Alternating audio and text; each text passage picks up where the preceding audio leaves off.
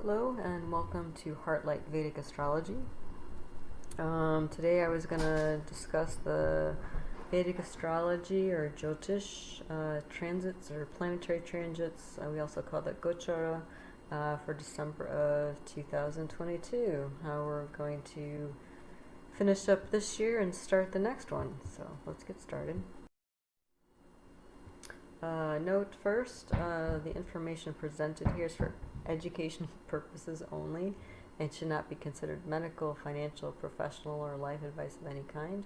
If you are in need of such services, please contact an appropriate professional for support. And I have a few more notes here that it would be best if you read for yourself. So let's run through the dates when planets are shifting, moving around, so their energies will be changing. So in December, the 1st of December that just happened, Venus left combustion. And I'll get into combustion and what that is. I'm going to discuss that. And then the day after that, Mercury entered a new sign, Sagittarius, or Dhanu in Sanskrit. And we'll talk about Sagittarius quite a bit today because really the whole month of December is all about Sagittarius. And even there's going to be a lot of Sagittarian energy throughout 2023 coming up in the new year. Then right after that, so Mercury entered Sagittarius and then it also left combustion. So we have two planets leaving combustion in the last few days. And then Mars just entered Rohini nakshatra, which is a lunar mansion. And we'll discuss that. Then today, Venus entered Sagittarius. So you see there's this, pile-up starting in Sagittarius that's going to continue through the rest of the month. December 7th, so in a couple of days, we're going to have a full moon in Taurus, Vrishabha. The middle of the month, Sun will also enter Sagittarius. You see the trend here. And then December 23rd, there's going to be a new moon in Sagittarius. And then December 27th, Mercury enters Capricorn or Makara, so Mercury's going to shift its energy. And actually the last part of the month, the last few days of the month, Mercury's going to be doing a whole bunch of stuff. So it goes into Capricorn or Makara on December 27th, and then December 20th through 30th, it's going to be in planetary war with Venus. And then on the 29th, Mercury goes retrograde. Venus will enter Capricorn, and then the next day Mercury will re-enter Sagittarius because it's, at least it looks like it's going backwards. Technically it's not going backwards, but visually it seems like Mercury's going backwards, and that's what we call retrograde. And Mercury's going to be in Sagittarius until February. And it's going to be, so that's a long time for Mercury to be in any sign. Mercury typically changes signs, every 21 days. It's a fast planet, but it's just going to dip its toe into Capricorn and come right back in Sagittarius. So, and if you read the notes before this, on the slide before this, Vedic astrology generally emphasizes slow-moving planets, which are Jupiter, Saturn, Rahu, and Ketu, but they are not shifting this month. So this report is really just about fast planets. All right, so I mentioned we were going to talk about combustion. In Sanskrit, that's called asta. So what does that mean? What is combustion? Combustion occurs when a planet is very close to the sun. And combustion can happen in different degrees. So if the planet is within 1 to 3 degrees of the sun, we say that it's completely combust. So, and what does that mean? Basically, the sun eclipses the planet. It gets close enough to the sun that the sun's light basically eclipses it from view. Because again, Vedic astrology was primarily or initially developed before any technology allowed us to see anything in the sky except with the naked eye. So, classical Vedic astrology is based on what you can actually see up in the sky. So, when a planet was moving, they're looking at this, planet, every night. When a planet got too close to the sun, you just couldn't see it anymore because the sun's light just, again, eclipsed it. So, when a planet within 1 to 3 degrees of the sun, we consider that completely combust, so it's really toast. You can think of it that way. And then when it's between 3 and 6 degrees, it's mildly combust or moderately combust. And then if it's 6 to 9 degrees away, we consider that mildly combust. And some planets, they have a few degrees difference from that, but that's kind of a nice general, easy set of numbers to wrap your mind around. So, so what happens? What does this mean? So when a planet is combust or asta, what does it actually mean? So because the planet is eclipsed by the sun, and you can't see it with your eye, you also can't see the qualities of the planet in your life, outwardly, in the material world, okay? And I'll give you an example of this, okay? But the inner qualities, because the planet is there, they're not visibly available, but it's thought that the qualities represented by that planet are actually more strongly manifested inwardly in a person. So as an example, so if somebody has Mars combust in a chart, what that will mean is that Mars, for example, represents siblings. So siblings in that person's chart, siblings in that person's life may not manifest. So that may mean that that person doesn't have siblings, or it may mean that that person doesn't see their siblings very much. So outwardly, the symbol of Mars is not seen in that person's life.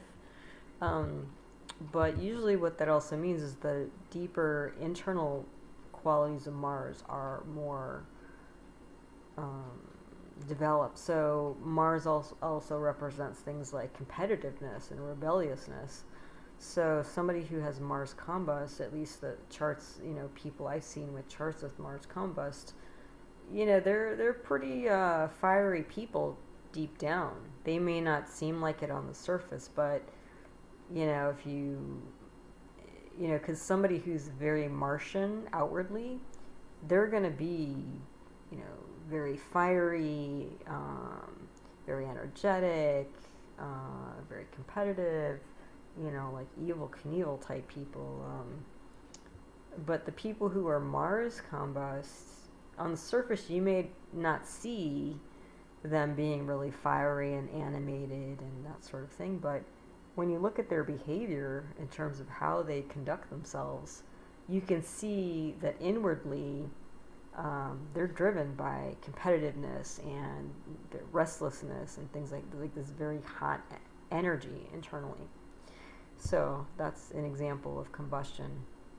And again, Venus and Mercury just came out of combustion. So we're going to be seeing more outward manifestations of Venus and Mercury. So let's talk about the Venus transits this month. So the 1st of December, just a few days ago, Venus left combustion. We just talked about combustion. And the thing, Venus has been in combustion for a long time, since mid-September. So what that could have meant is that you may have seen less of, for example, your romantic partner or some other beloved person in your life, because Venus represents, spouse and partner and loved ones. Other things that Venus represents, like vehicles, like cars, boats, trains, art. So if you're an artist, you might not have seen as much happen, with your art outwardly. Maybe you produced art, but you may not have had an exhibition or something like that, or you might have missed chances for an exhibition to again bring your art outwardly, into the public view. Venus also represents finances, so cash flow might have been held up at different times. And also social grace. Venus represents that because Venus represents sociability. So you might have had some awkward run-ins, even whatever, going to the local store or something like that. I remember when Venus first went combust a few months ago. I was at the mall and was at, just returning something. And the customer service desk was just piled. First of all, they moved their usual location. So they were just trying to make things work. And there was just piles and piles of stuff everywhere. I mean, it was just complete chaos. And then the service person didn't even really look at me or make eye contact and was sort of gruff and, was just, I couldn't tell if they were talking to me or the other person working behind the desk. It was just this very sort of like, not very minutiae moment. So yeah, that was when Venus first went combust. It's just so funny how, if you know even a little bit of Vedic astrology and kind of know what's going on in the sky, you're like, oh yeah, yeah, there it is. There's Venus combust. But on the other hand, you may not have manifested Venus outwardly in these sorts of ways, but it might have been that because Venus is love and romance and that sort of thing, maybe you developed a crush on somebody or started having, romantic feelings towards somebody. That's very possible. Or you might have made plans to acquire some, more art or finances or vehicles or something like that. So it might have been inwardly that you were thinking about those things, but they weren't quite tangible yet. And it can also be like when Venus is combust, you can also kind of think of it as like distance makes the heart grow fonder, right? So maybe you didn't see your loved one, but then you realized, without their physical presence, like, wow, how much they really mean to you. And then let's see, so on December 5th, so today, actually, Venus just entered Sagittarius. Venus is neutral in Sagittarius, but Sagittarius is a fire sign. Venus was in Scorpio, a water sign. So Venus was, Venus in Scorpio, because Scorpio is ruled by Mars, that's considered an enemy of Venus. So Venus was in its most comfortable place. It was probably a little too intense for Venus. Venus is, again, a sociable planet, polite, and, that sort of thing. Scorpio is probably a little too intense. But Sagittarius is ruled by Jupiter. Jupiter is a planet that represents things like philosophy and higher education, spirituality. Like, it's a very high-minded planet. So it rules this sign. Although Sagittarius is a fire sign, so fire generally means like a active planet, like a not planet, but a sign of doing, like action oriented. Yeah, like, because with fire you get activity. So and water signs are more emotional. So Venus was probably drifting a little bit in the emotional waters over the last month or so, and now it's time to make things happen. So the other thing is that when you shift from a water sign to a fire sign, especially when you're moving from Scorpio to Sagittarius, there's an aspect of the sky, part of the sky, it's called the Gandanta, which is sort of like I don't know, in my head, this isn't probably the most accurate description, but it's almost like the end of the universe. Like, things just sort of, you just sort of like, or like a waterfall where it's just like, you sort of fall down like from one level to the next, because there's a pretty hard shift. And so that shift is pretty chaotic. It can bring a lot of chaos and that sort of thing. So right now, Venus just is crossing that aspect of the sky. So it's a little unstable, perhaps a bit chaotic. And then the other thing is that when Venus enters Sagittarius, the first 4 padas, so pada means a foot, and padas are basically like each nakshatra, which is a lunar mansion. There are 27 lunar mansions that basically make up the 360 degrees kind of circular motion through the sky.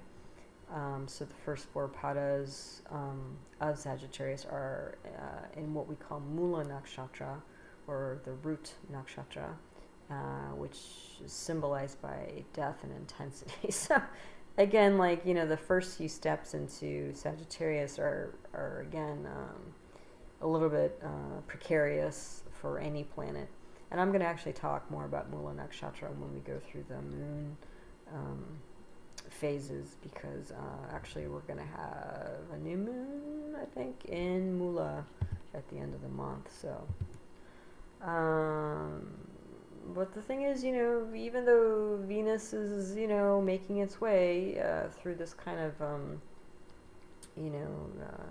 netherland, Venus is a benefic planet. So even if it's challenged, it's still going to do its best to give what most people would consider positive results. And so the other thing is that the shift, so again, if we're trying to also discuss like how these energies are embodied, it may be that when Venus was in Scorpio the last month or so, it might have been like, if Venus represents a loved one, it might have literally been like a romantic or even sexual partner, because Scorpio being a water sign, it's all about emotions, and then Scorpio generally represents deep psychology and sex and death and all sorts of really intense things. And then moving into Sagittarius, that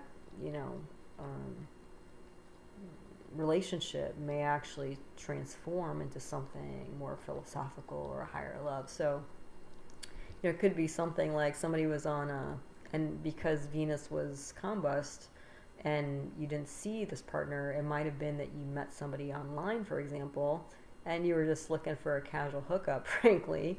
But then maybe it's like, oh wow, you actually found somebody you really connected with, and it's like more of a romantic, partner or something a little bit more in depth than what you had originally intended. That could have happened.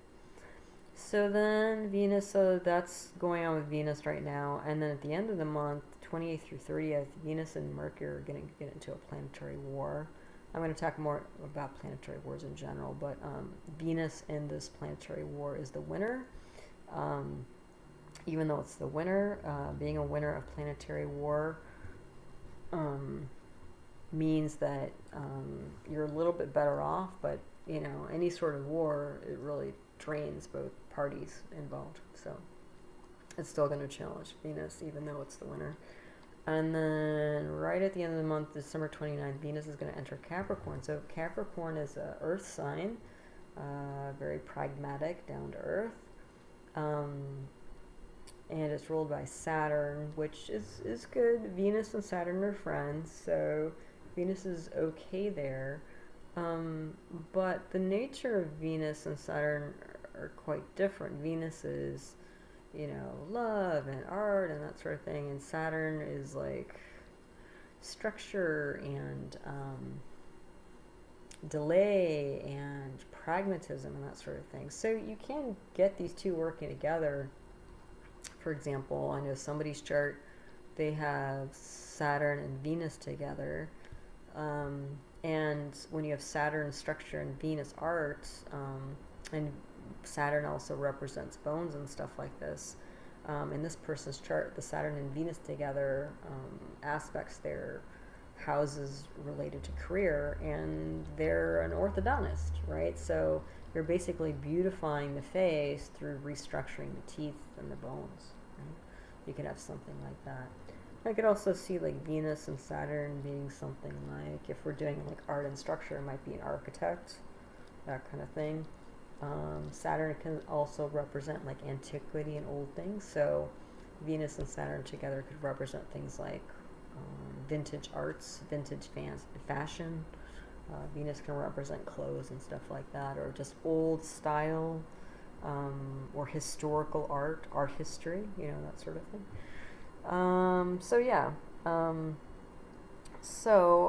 And when we talk about like love and relationships and stuff, when we're talking about practical ways of loving people. It might be something like packing your kid's lunch, right? That's a way of showing, and not just showing, but doing, like demonstrating your love for somebody and taking care of them. So there you go. So that's Venus in December. And then I said we were going to talk about Sagittarius. So that's Dhanu in Sanskrit. And so let's talk about Sagittarius, because we've got this pile up of planets this month. So Sagittarius, I mentioned, was ruled by Jupiter. Jupiter's the great benefic. It represents things like spirituality, the guru, the teacher, higher institutions like banks, for example, or maybe country clubs, higher education, because again, you've got the teacher and, kind of high-mindedness, so you got that. Also speaking, oration, Jupiter's all about speech, wisdom, intuition, all these sort of like lovely, high-minded things.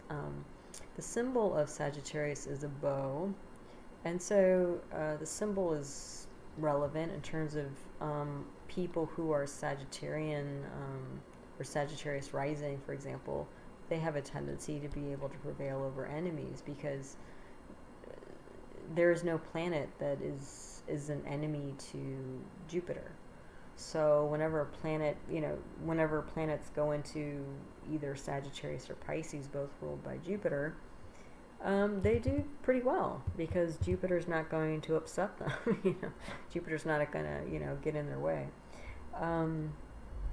So that's kind of nice if you happen to be a Sagittarius rising. Sagittarius rising folks tend to be lucky, because Jupiter, again, is the great benefic. So almost anything it touches, there are exceptions. It's just going to, even if it's not well conditioned or well placed or anything like that, like, it's still usually going to take the edge off. Again, there are exceptions, depending on everybody's chart. Everybody's different. But for the most part, Jupiter, helps out. Also, if you happen to be a Sagittarius rising, Venus is the lord of the 6th house and the 11th house. So the 6th house represents enemies, and the 11th house represents friends. So because Venus is lord of both, you can actually have friends that become enemies, or enemies that become friends. Like, they can kind of flip back and forth. Sagittarius is a fiery sign. So fire is passion, initiative, competition, that sort of action. It's also a dual sign. So people who are Sagittarius tend to be flexible, but they can be too-minded about things, like anything really. They can see both sides of the coin. They may actually have a hard time deciding on things sometimes, because again, they can see both sides of the picture, or a story. And so usually, almost especially with dual, what we call rashis or signs, you almost have to interpret their chart two ways, because there's always going to be two stories of things, because their whole, not just their rising sign, but that the dual nature of the rising sign influences the other houses as well. Also, with the Sagittarius rising, the 2nd house is ruled by Capricorn or Saturn. And because, again, I mentioned Capricorn's a very pragmatic planet, they can be blunt speakers, especially because Jupiter is debilitated in Capricorn. So you're going to have less of that finesse in terms of the way they speak. Again, depending on what planets are there. If you have all benefic planets in the 2nd house, as a Sagittarius rising, that may ameliorate quite a bit there. The other thing is, because Jupiter's debilitated in the 2nd house, they may have issues with finances, because 2nd house also represents especially like savings and accumulation of money and assets and stuff like that. As because Jupiter is a high-minded planet, they may be so charitable that they give a lot or too much money away. So that's a possibility. And then the 7th house and 10th house in a Sagittarian rising is ruled by Mercury. And because Jupiter is so high-minded and Mercury is all about rationality and that sort of thing, and logical mind, and that people who are Sagittarius rising tend to have intellectual careers, because the 7th house is independent business, represents independent business, and the 10th house represents career, more of a 9-to-5 job type thing. So that's the world of Sagittarius. So again, you have all these planets piling up in this sign over the next month. So all of the planets are going to be colored with this sort of energy. Yeah. Okay, so let's talk about Mercury now. Mercury's going to be doing quite a dance at the end of the month, but on the 2nd, so just a few days ago, Mercury entered Sagittarius, so it started shifting, moving from the water to the fire, like Venus. Again, moving from the emotional to the philosophical. I just talked about Sagittarius as being a dual sign, but Mercury is also a dual planet. so when you have double on double, and Mercury represents rationality and logic and thinking and that sort of thing.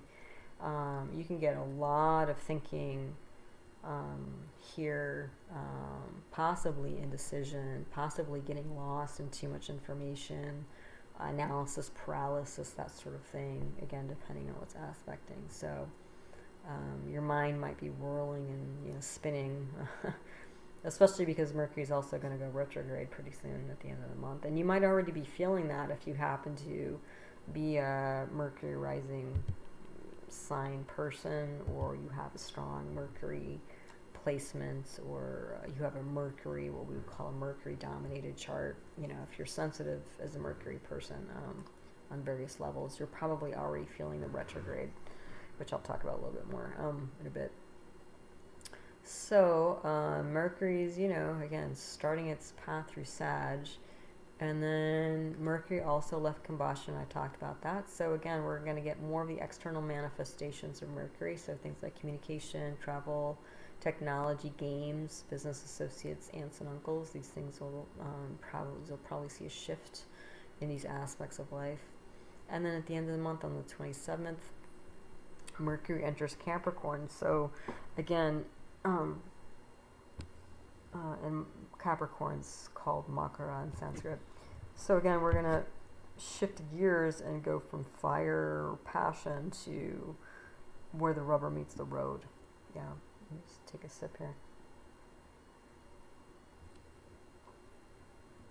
So how do we actually bring to life all the ideas that percolated, that kind of bubbled up when Mercury was in Sag?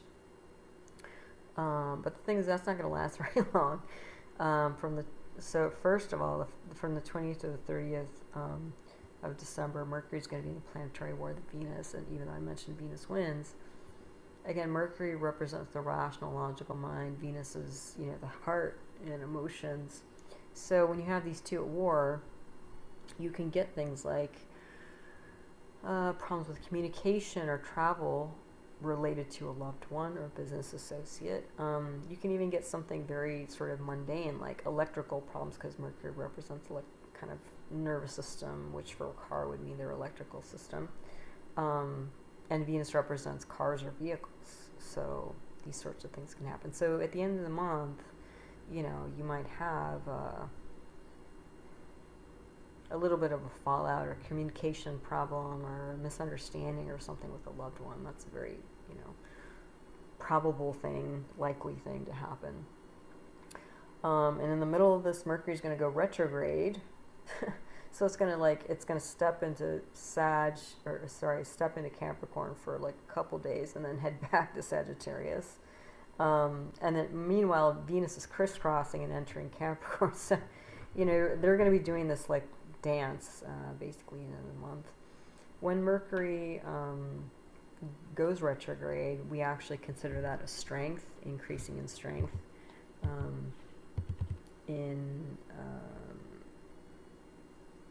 with any planet. But the problem is that especially with Mercury, because it's sort of like the whirling nervous, in a person, their nervous system, their peripheral nerves is what Mercury represents. Especially when there's fire, it's in a fire sign, you can get too much activity there. So you can have this like excessive thinking, or excessive activity, this just nervous energy builds up. And so I've seen with people that have like super strong, Mercury energy, like I've seen someone I know has Mercury in its own sign, retrograde and combust. So on the surface, they really seem like, they got it together, and, they own their own business, which again, usually if Mercury is in its own sign, those folks at some point in life, especially if they go through their Mercury Dasha or planetary period, will end up owning their own business, because Mercury represents commerce and sales and communication and a lot of skills you need to be in charge of a business. But like they get it done, but they're just like spinning like the whirling dervishes, or you can say spinning plates. Like they never settle down. They have a hard time relaxing. They get insomnia. It's just almost like ADD or ADHD. Like their nervous system's just overactive, and so they get quite a bit done, but they have a hard time keeping up, and then people expect certain things from them, so anyway, it's there can be too much Mercury energy, bottom line. So that's going on, and then on December 30th, Mercury does finally re-enter Sagittarius, and it's going to be there till February. So again, this kind of like, a couple days in Capricorn and then turning back around, doing a U-turn, coming back to Sagittarius. It's basically a false start. So, again, you might feel like, oh yeah, I just spent all of December, what do they call it?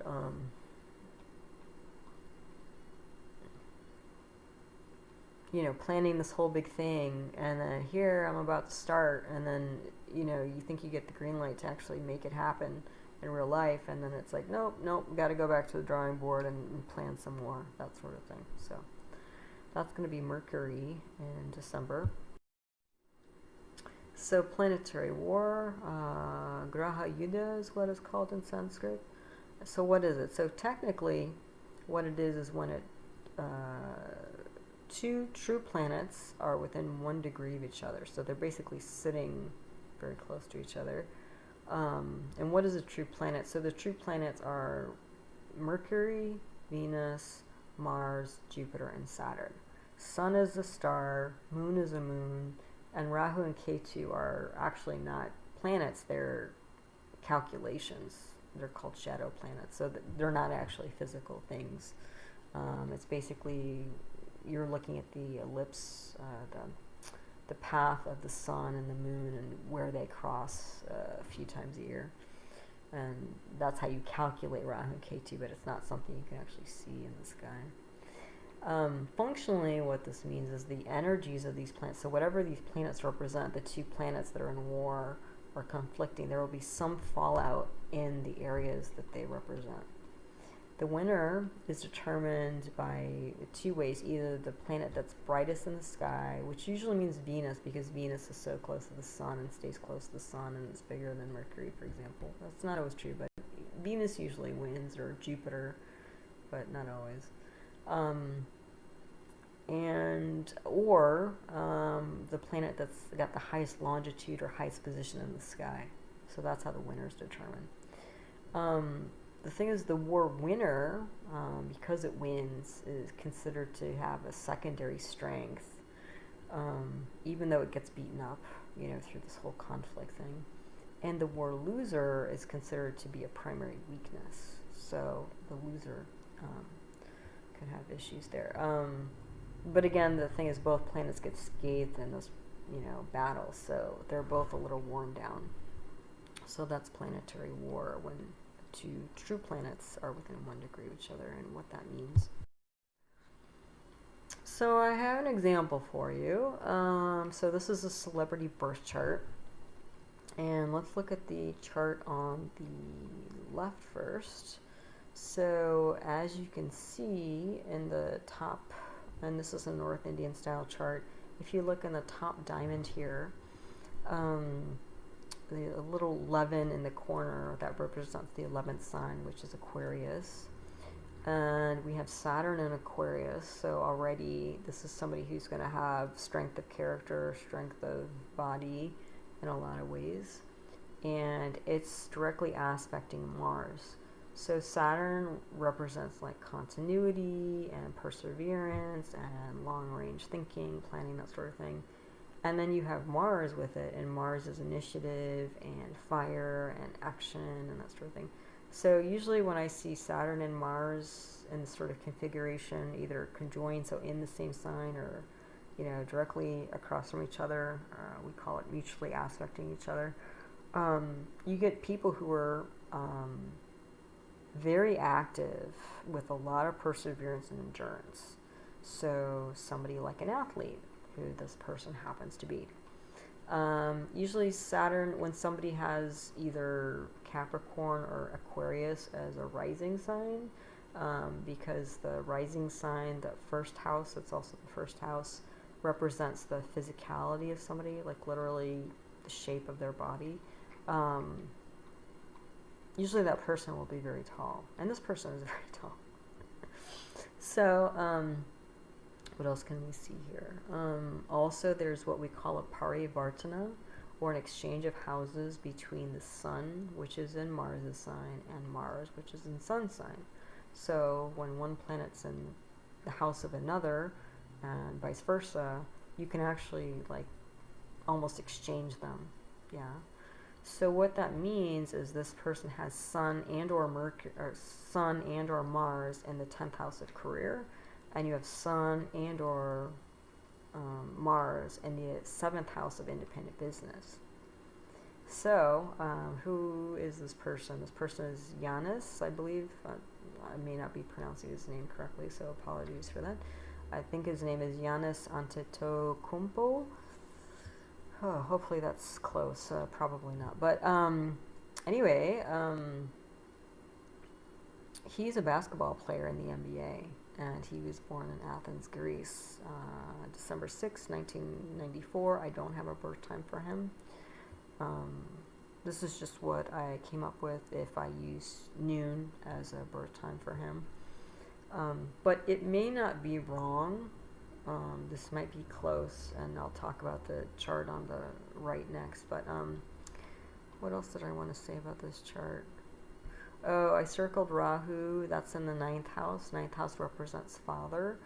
And his Rahu can represent things like foreignness, unusualness. And his father was an immigrant to Greece, so that applies.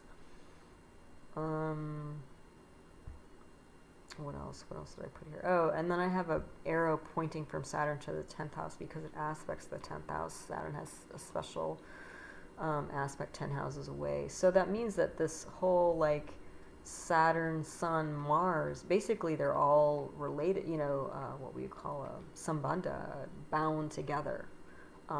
So you got all this hardcore endurance, fiery energy in the personality and in the career, independent business, and also relationships, because 7th house represents relationships. So this is going to be a pretty intense guy. Yeah, and then what else do we have here? Oh, and then we have Jupiter aspecting, it's in the 8th house, in Scorpio, and it's aspecting the 12th house and the 4th house, the 2nd house, which is Pisces in this chart, and it's aspecting the 6th house, which is Cancer. So Jupiter is basically aspecting the water signs. Okay, so then what I did was, because I didn't have a birth time on this guy, what I did was I drew up what we call a samaya chart. And a samaya chart is what you cast at the time of analyzing the birth chart, because what that does is it gives you an update of the energies of that person. Because again, a birth chart is basically a demonstration or a configuration of the karmas that you were born with at that moment. Yeah, because we also call these birth charts not just horoscopes but karmascopes, at least in Vedic astrology. And so when you draw up a Samaya chart, and you can, Samaya chart's good for about a year. What that does is it gives you an update on that person's karma. Because every time you do something, say something, think something, the way you interact with others, the way you interact with your environment, the way they interact with you, basically, unless you're in complete what we call complete surrender to the divine, like if you're not acting by your own will, you're acting on the will of a higher power, then if you're making choices, acting, speaking through your own will, you're creating karmas, good, bad, neutral. Okay, so the Samaya chart is an update of energy. So when I drew up the Samaya chart, I was like, wow, look at that. It's almost like a reflection. It's almost, there's so many similarities that sometimes when you see that, there's so many similarities, it basically can be a confirmation that the birth chart that you have is pretty close to what it actually is if you don't have a birth time and you haven't gone through the rectification process. So look at what we have here. We have Leo as a rising sign in the Samaya chart, the chart on the right. And again, so what you have is you have Leo and Aquarius over the 1-7 axis here. Okay, so that's not too different. And then look at here. You have Mars in the 10th house of career. You have Sun aspecting into that house as well. So you have Sun and Mars, all of the two fiery planets in the 10th house of career. That's going to be pretty intense. You also have Venus aspecting into the 10th house, and the 10th house is ruled by Venus, so there's going to be strength there. It's going to, bring a lot to the 10th house of career. And let's see. Oh, and you have Jupiter down in Pisces, its own sign, and because it's in Pisces, it's aspecting in 5 and 9 houses away.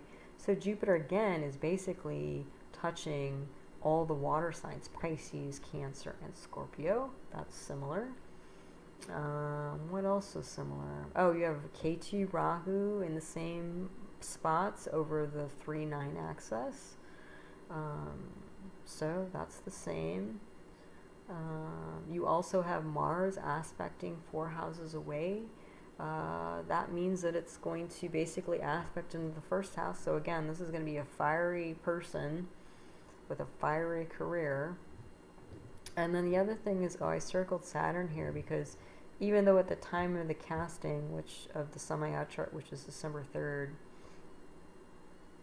Saturn is almost ready. It's like in the next month, Saturn's shifting signs. So Saturn is going to be in Aquarius again in a month.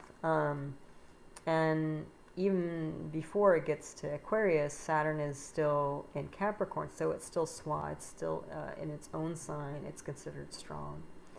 So, so again, if you have Mars aspecting 4 houses away into the first house of personality and physicality and that sort of thing, and then you have Saturn shifting into Aquarius in a few weeks, you again have Mars and Saturn across the first 1-7 axis.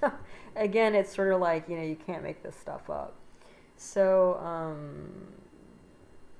this birth chart on the left may not be too far away from what's true for this guy. But let's talk about Giannis a little bit here. So who is this guy? He's an NBA basketball player I mentioned. His nickname is the Greek Freak. He's Greek Nigerian. He was born, his family's from Nigeria, and they immigrated to Greece when he was young. And this guy, his career is on fire at the moment. So in 2016, and this guy's only, I think, 29 years old. I should be able to do that from math, from whenever he was born. But, yeah, he's a young guy. But was in 2016-17. He led the Bucks, which is a team from Wisconsin, in all 5 major statistical categories and became the first NBA player in NBA history to finish a regular season in the top 20 in all 5 statistics of total points, rebounds, assists, steals, and blocks. So this guy's a forward. He's like under the, close to the net, like just driving all these baskets essentially. I mean, that's pretty impressive. I mean, he's top 20 for all 5, and I mean, I don't even follow basketball, but I read that. I was like, oh, this guy's pretty good. I mean, amazingly good. Not just pretty good, but amazingly good. He received 6 All-Star selections, including being selected as All-Star captain in 2019 and 2020 both. Won consecutive NBA Most Valuable Player awards in 2019 and 2020. I mean, this guy's like, crazy good. And then in 2021, he led the Bucks to their first NBA championship since 1971. I mean, that's nuts. I mean, this guy is like really amazing. So the other thing about him was when I was reading a little bit, because I'd never heard about this guy until recently, because I don't follow basketball, obviously, but he in news articles they were mentioning things like he had a Disney-like image, right? So as good as this guy is, like, he's also like very likable, seems to have no flaws, glossy, Disney-like, right? So I was like, okay, that's pretty amazing. I mean, usually, not usually, but sometimes people, when they're that good, they you start hearing stories, who knows if they're true, of them being like a diva or, whatever, difficult to work with or whatever. But, at least his public image was untarnished, essentially, from what I read. However, here comes the moment of planetary war. So, recently he was in New York playing a game, and really had a bad game. So all these, him being top statistical, rebound, steals, blocks, blah, blah, blah, all this stuff, he had a really bad night, and the Bucks lost to New York. And so, for whatever reason, he decided after the game to go practice his free throws. So stand on the far line and see, how many baskets he can get or whatever. And, the staff of the stadium were, changing things up and cleaning things up. And there was an employee there with a ladder to do something with the net or something like that. And Giannis was insisting that he wanted to throw baskets. And so he moved, kind of pushed the ladder out of the way. And then a guy from the other team was just like, hey, you're not, this isn't your stadium. What are you doing? Get out of here, So they got into a verbal altercation. He got into a verbal altercation with members of the host team. And, and this was all caught on video and it went viral. So I saw it on the news. And again, I don't follow sports, but I saw it, because it was in one of the headlines. And because he was, again, this, flawless Disney-like image he had was tarnished in that moment. Because again, we had Venus and Mercury in war. Again, Mercury, co-workers, yeah. Venus, sociability. Mercury, communication. And then you can see in this chart here, what this is this is the moment ESPN reported this whole incident in the news. And this is November 19th at 1:40 in the morning, Eastern Standard Time. So if we look at this chart here, we have Mercury and Venus in the 3rd house of communication, and they're at war. So you have Mercury, the planet representing communication, in the house of communication at war. So there's your verbal altercation right there. Plus you have Mars, you can see that big red arrow. Mars is aspecting this whole thing. Mars is rebelliousness, it's competitiveness, it's fire. So you got heat on, throw some heat in there. You have Sun already all in that same sign as Mercury and Venus. That's more fire, intensity. Luckily, Jupiter was aspecting there, although Jupiter's, see, that's the yellow arrow or orange arrow. So that helped things a bit, and Jupiter was retrograde in its own sign, so Jupiter was pretty strong. The problem, though, is that Jupiter's influence was dampened a bit because Saturn is aspecting it. That's the blue arrow. So Saturn was aspecting Jupiter, and Saturn is obstacles, delays, or whatever. So that's going to diminish Jupiter's support of this whole thing. But luckily, Mercury and Venus, I believe, I have to double check this, but I believe that they were in the nakshatra of Anuradha. So Anuradha nakshatra, lunar mansion, basically what that means is victorious, but with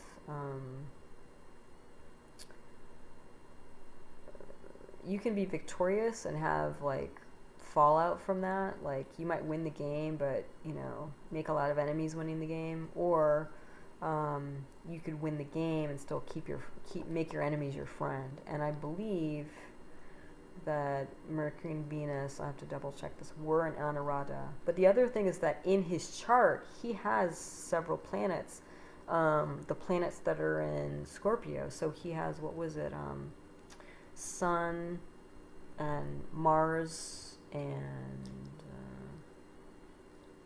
what was it, Mercury and Venus in his chart? Jupiter in his chart?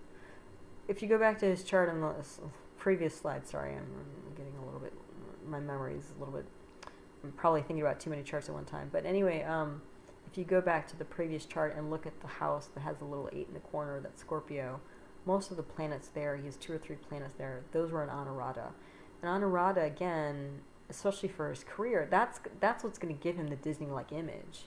Because it's sort of like, no matter what you do, you can't, people don't, you can't really go wrong in people's eyes, that sort of thing. People like you anyway.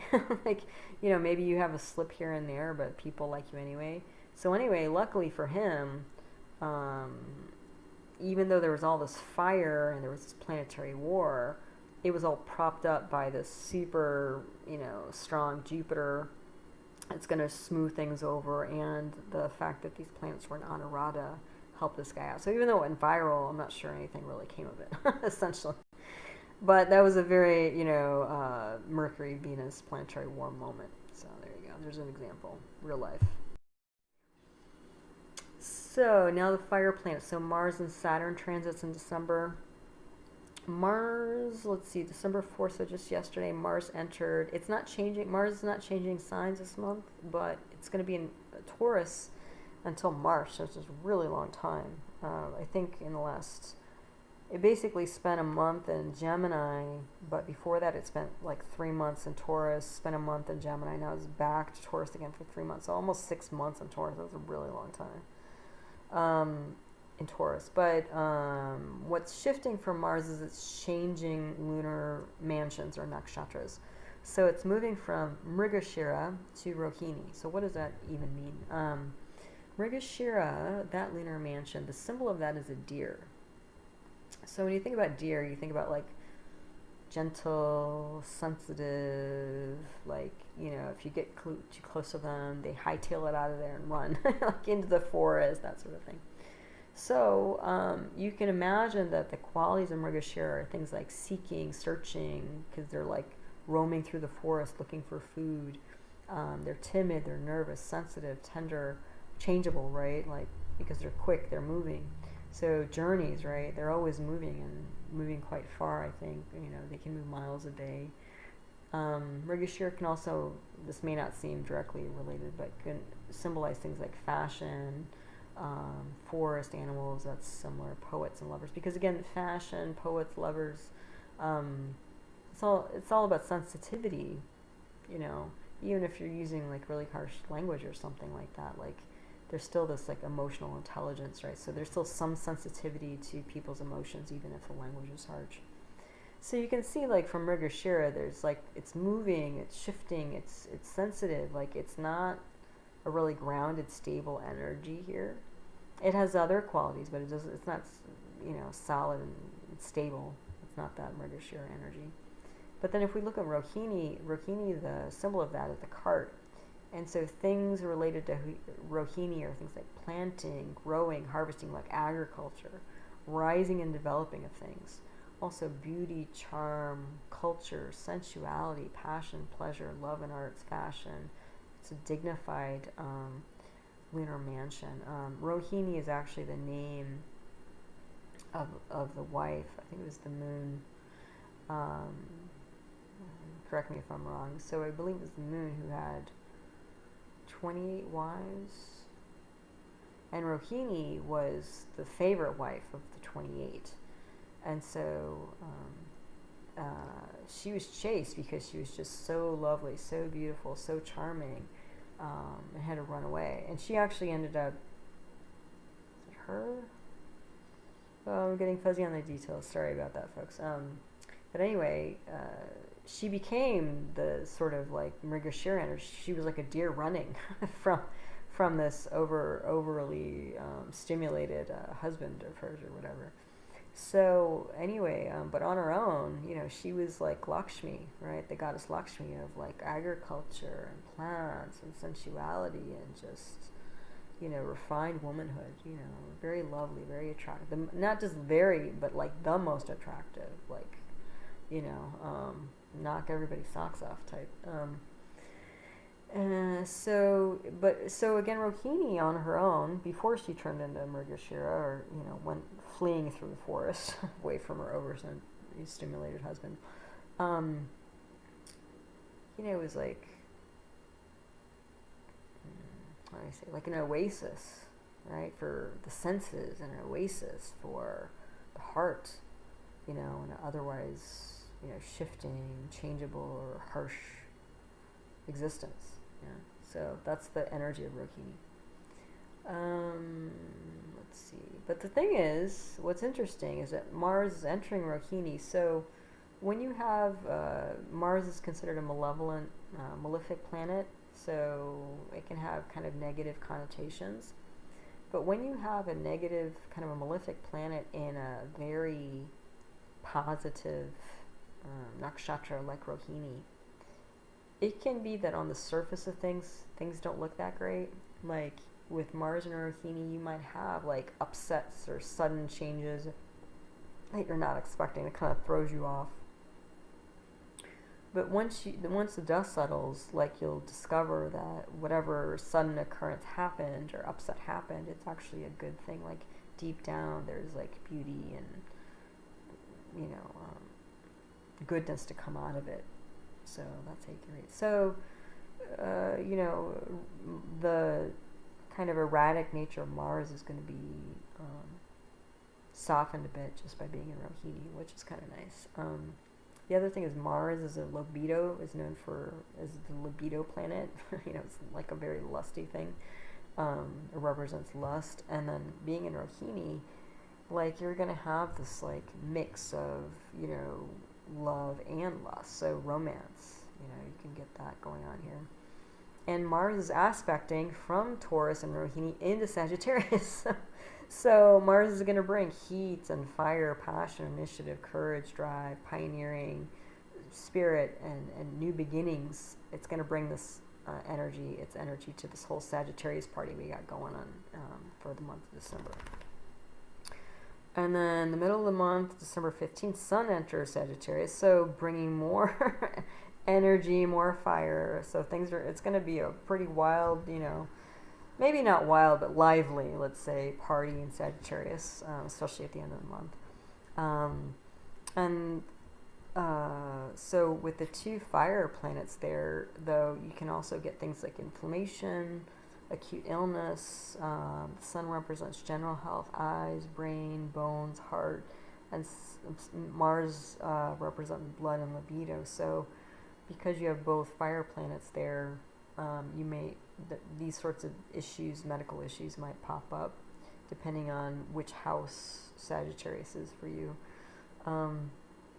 Especially if it's your 6th house of acute illness, or your 8th house of chronic illness, or your 12th house of expenses, loss, and isolated places. Isolated places could possibly be in hospital, for example.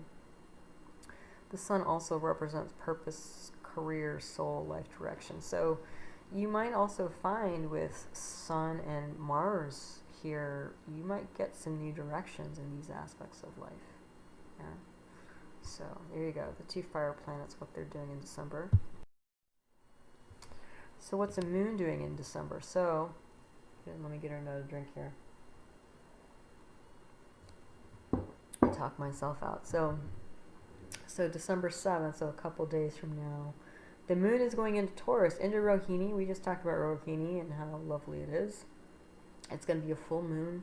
So full moons in general, not just the ones in Rohini, but full moons in general are considered juicy, robust, bright, clear, intuitive, sensual, creative, and it's a culmination of things like a high point of energy or a growth cycle. So again, with Rohini, again, planting, growing, harvesting, love, arts, pleasure, sensuality. So that's going to be lovely. And the other thing is moon is exalted in Taurus. So yeah, we're going to have some pretty nice lunar vibes going on December 7th. And then a couple weeks later, on December 23rd, there's going to be a new moon in Sagittarius. Hello. But it's going to be in Mula nakshatra. So the energy of Mula is quite different from Rohini. So with any new moon, not just in Mula, but any new moon, again, the moon is getting close to the sun, and so the sun with its fire is going to dry out this juicy lusciousness of the moon. So when you get into a new moon, or when somebody has more of a new moon, if it's not supported well in its chart, just on its own, the moon can become dry, timid, suspicious, fragile, because the moon represents the manas, or the mind. So it represents the receptive energy of the mind, taking in all the impressions, the sensory impressions, the mental impressions, the emotional impressions. It's gathering, it's interacting with the world. So when there's a new moon, there's not as much juiciness, so the person can be like more timid, fragile, confused, rather than bright and clear. And the new moon, though, is a good time to basically harvest old seeds, like old ideas, like, bring them to their endings or natural conclusions, and it's a time for planting new seeds. Because actually, I've done this. If you're interested, you can actually do moon planting with plants and seeds and stuff like that. And I don't do much gardening, but I tried it one year. And, I had fresh seed, and I just started planting things. I didn't know what I was doing, but I found some information about moon planting, and that the best time to plant plants that are going to rise above the ground, not necessarily root vegetables or something like that, but best time to plant plants to get them to rise above the earth is around a new moon. And so I'm just like, okay, I'll just follow it. I don't know what I'm doing. I just did it. And people were shocked. I mean, I took a few pictures and I was showing people. I was like, oh, look, I got a few sprouts. And they're like, you got all that? They're like, how did you get all this growth? They're like, I never get growth like that. I'm like, I don't know. I did lunar planting. I don't know. I just found some information, followed it, planted the seeds on a new moon, and just, whatever, watered them occasionally, just didn't let the soil dry out, and I got all this growth. So, even just not knowing what I was doing. So anyway, if you're interested in that, you can look it up in the Farmer's Almanac. But let's talk about Mula here. Mula is kind of, in some ways, the opposite of Rohini. The symbol of Mula is a bunch of roots, so because it's roots, like you can think of like depth of science, depth of philosophy, like people who are seekers, searchers, researchers, like they're digging, right? They're looking for this deep truth of something. It can also represent death. It can represent lack of prosperity. For example, what was the example I read recently? Oh, apparently, like, if you have planets in Mula in your chart that are related to your career, for example, that may prevent you from being highly prosperous, or at least not as prosperous as you could be. Because again, it's like the turning over of things, and it's like burying something in the ground, basically, rather than seeing it pop up, into the sky, and with like flowers and colors and things like vegetables and fruits and stuff like that.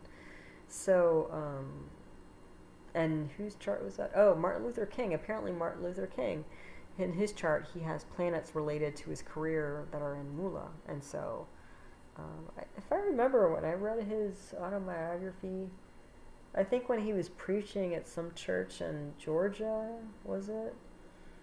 I think like technically he got paid like $1. So it's like, so technically he was on the payroll, but like there was no money coming in. I mean, it's like, I don't know. I guess you could, in those days, you could at least buy a cup of coffee or maybe lunch with $1, but it's not like he was making bank.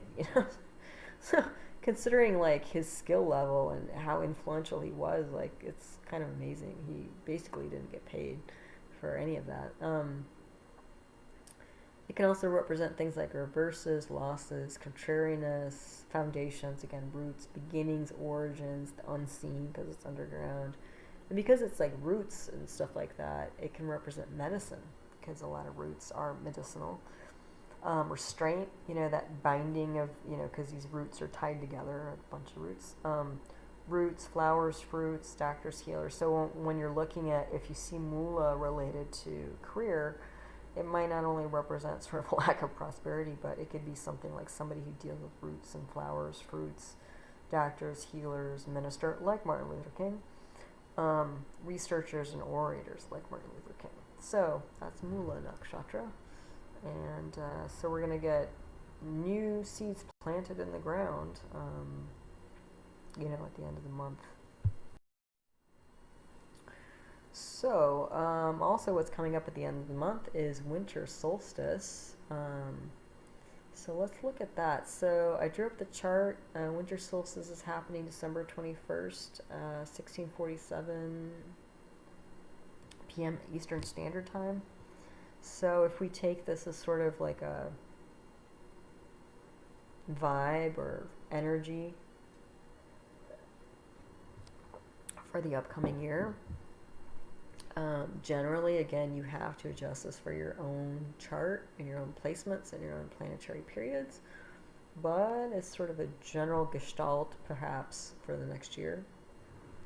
So let's look at this chart. So the rising sign is Gemini. Gemini in Sanskrit is Mithuna. It's a dual sign, so again, there's going to be two stories. They're going to be dual-minded, like the Sagittarian people. It's an air sign, so it's all about ideas and thoughts, thinking. Mercury, the ruling sign of Gemini, has gone to the 7th house. The 7th house represents spouse, partnerships, independent business, and also it's a kamasthana. Kamasthana's are houses of pleasure. That sounds not good. That sounds a little explicit, but and it's not meant to be. It's just when they have like their lugna, rising lord, go to a kamasthana, it means their primary motivation is like to enjoy life.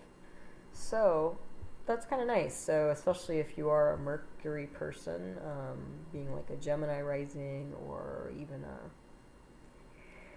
a Virgo rising, probably 2023 is going to be pretty fun. More enjoyable. It's going to be more about having fun than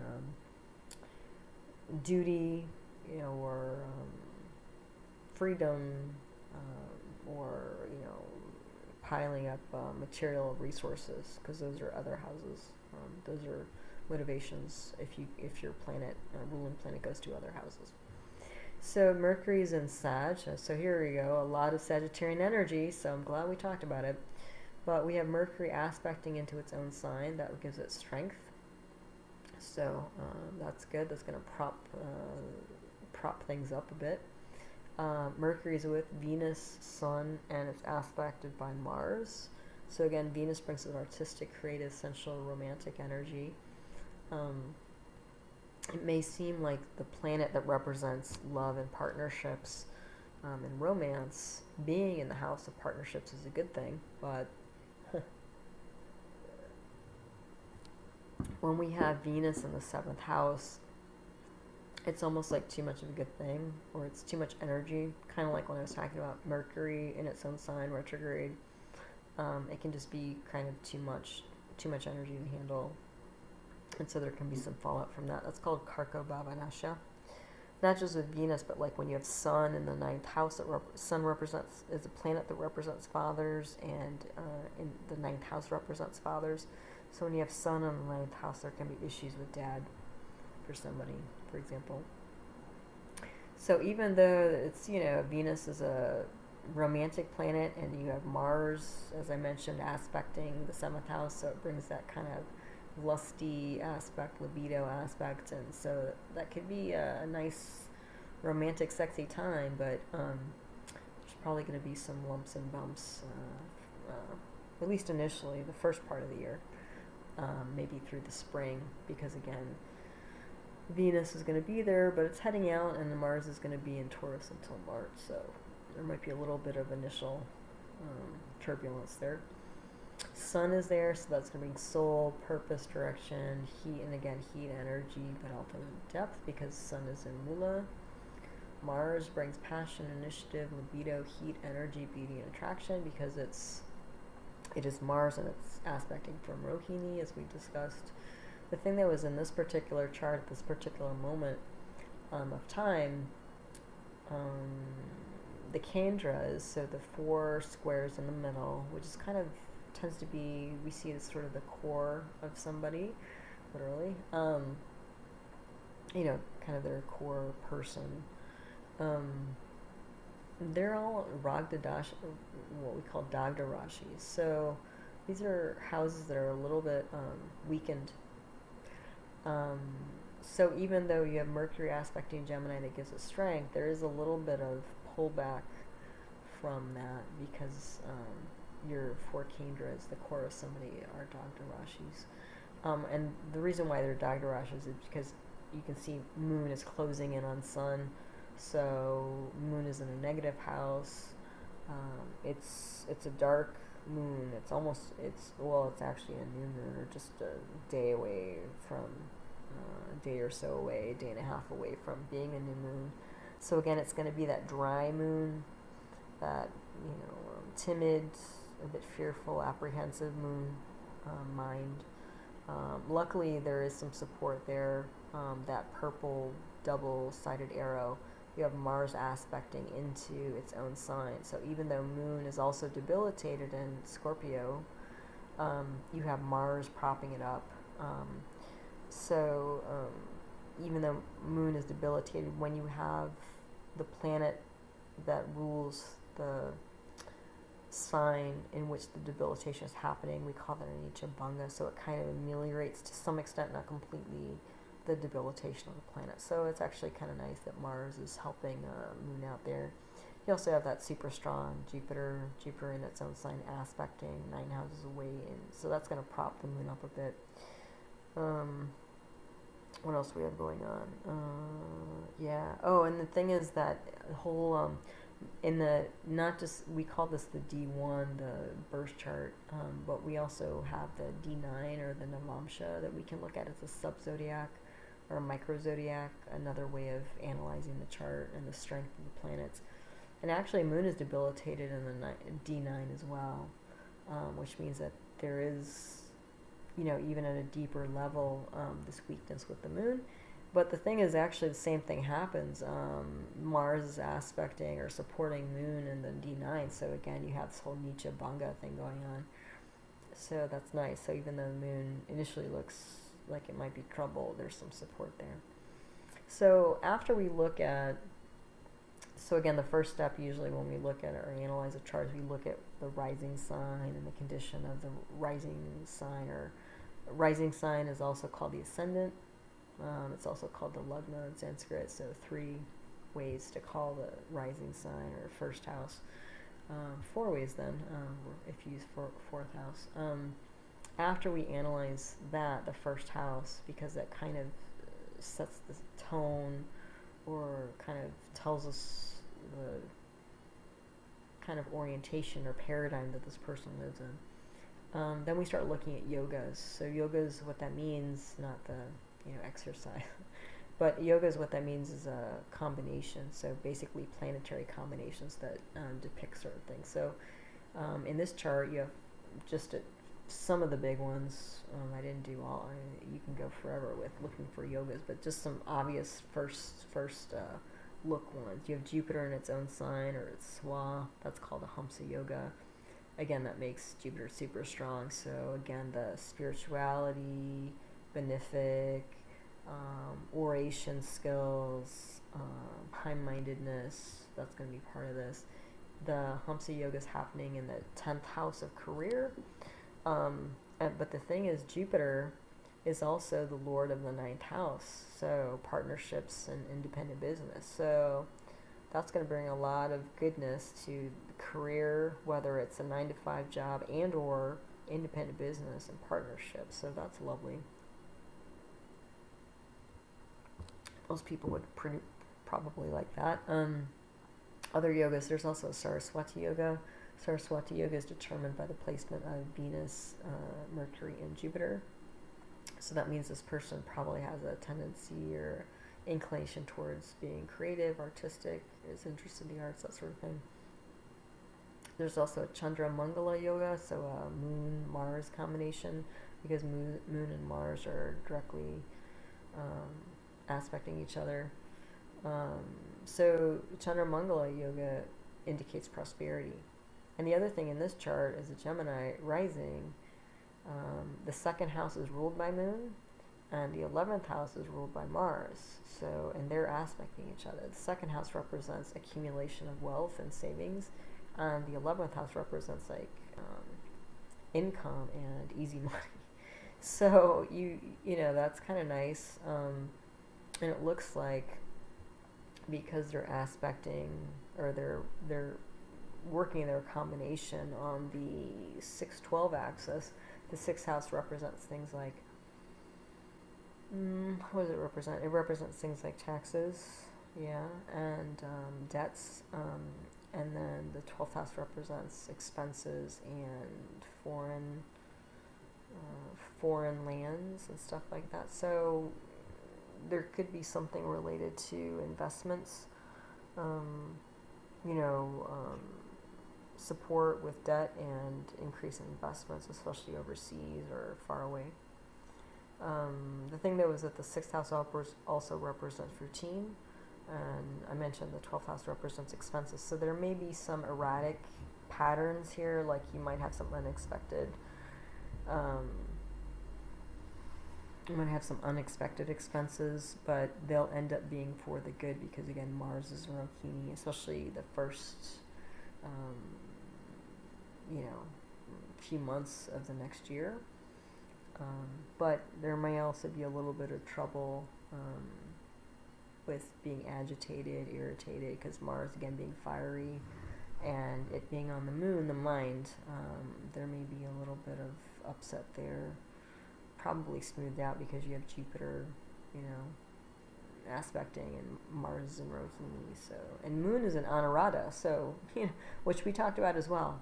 So it looks like there might be a little friction, but probably nothing much will come of it. What else do we have? So Kalasarpa Yoga we have here. We have Rahu, Ketu. Basically almost all the planets are, except for Mars, are on one side of Rahu, Ketu, so that creates a Kalasarpa Yoga. That's an indication of great drive and ambition. So that's that. And also this whole circled here, the Mercury, Venus, and Sun, especially the Mercury-Venus combo, that's going to give you what we call Raj yogas, or yogas that indicate status.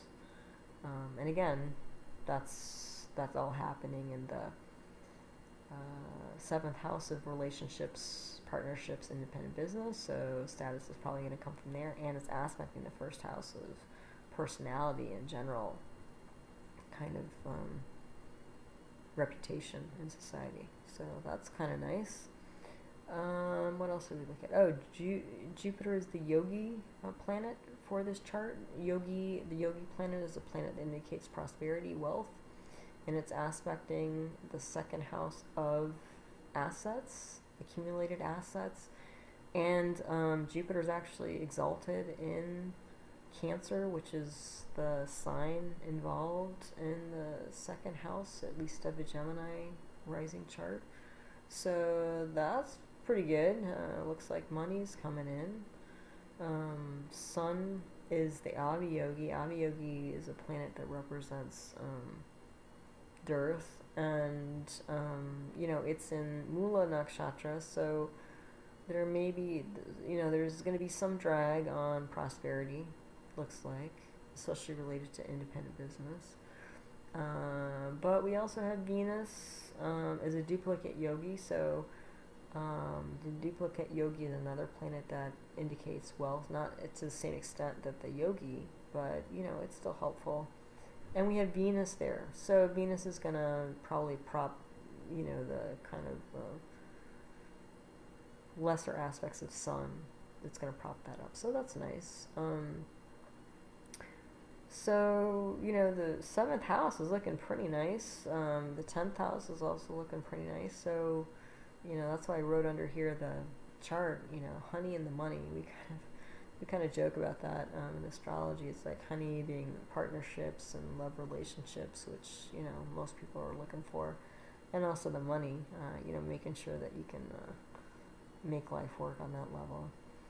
Anything else? Oh, more of the yogi stuff. So Mercury, Venus, and Rahu are all in Venus' star, which means that they're also influenced, propped up by its duplicate yoginess. So those planets, because they're in Venus' star, and Venus is a duplicate yogi, so Mercury and Rahu indicate some level of wealth accumulation, and Venus is in its own star, so it's Swan nakshatra.